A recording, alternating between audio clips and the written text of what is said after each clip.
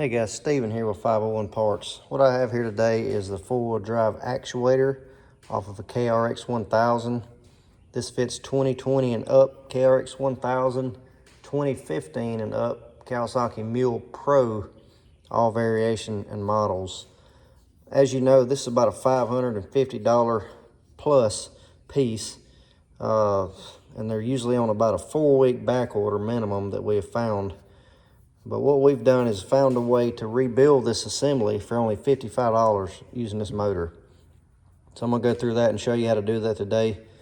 We've been dealing with these servo assemblies for years. This is nothing new for us.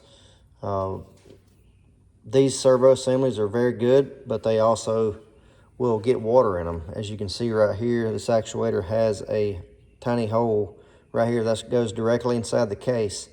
And while the plug has a rubber boot on it, if you're under a couple feet of water, it's going to get a little bit of moisture in there. Eventually, the motor's going to burn out. And inside this case, there's really no other electronics other than the brass contacts that sometimes will burn through the case. You know, in that case, you'll have to get a complete assembly, which we have those also, way cheaper than you can get them, and we usually have them on the shelf.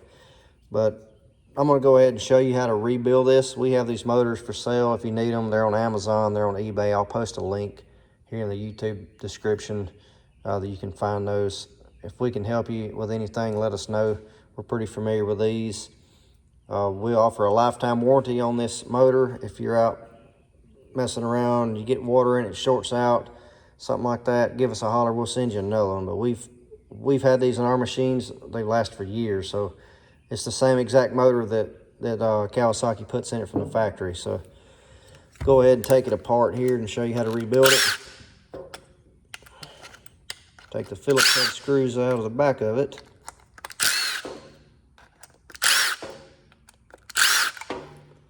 Something to note here on the back of the case, there's an F and an R, and there's an indentation on that mark. Whenever you pull this out of the machine, try to leave it there. Don't turn that. It'll mess up the timing of the actuator. If you need to pull, if you open this up and find that it's full of mud and water, there's no problem with pulling this gear off, soaking this in some good degreaser, blowing out with compressed air. You're not going to hurt it. Pull everything out, get it, all the mud out of it, dry it out, put it back together, put your new motor in it.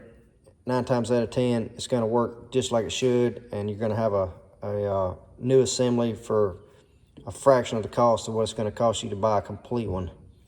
So you can see the little motor inside of here. Pull the worm gear out. There's 2 tiny Phillips head screws holding that motor in. Pull those screws out. Take the cover plate off, and you can see the motor there. Motor just pops out. You can see the terminals there. Take and pop the new one in. Take your cover plate, put back on it. Tiny screws.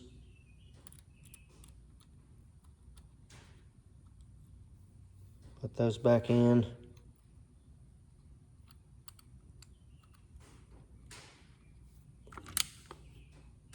Tighten them back down.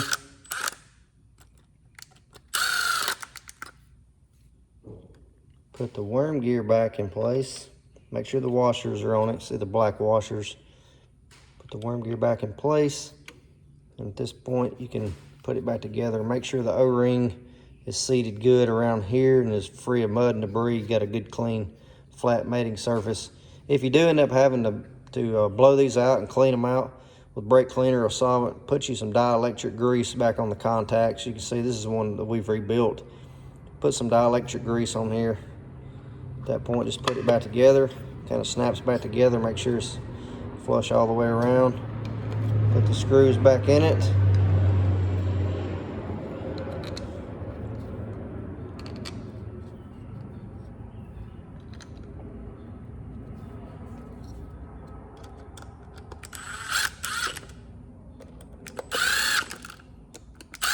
There is a way to test these motors. I'll show you how.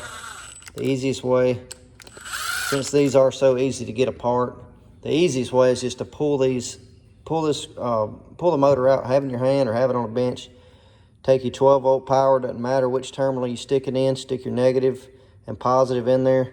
This motor will, it'll turn. If it does not turn, it is burnt up and you need to get another one. But if it does, then and your four-wheel drive actuator is still not working, you could have a wiring problem, you could have a relay problem in the diff, or burnt contacts in the actuator. In that case, you would need to get a whole assembly. But hope this helps y'all save some money versus replacing this complete assembly. If we can help you with anything, let us know. Thanks for watching.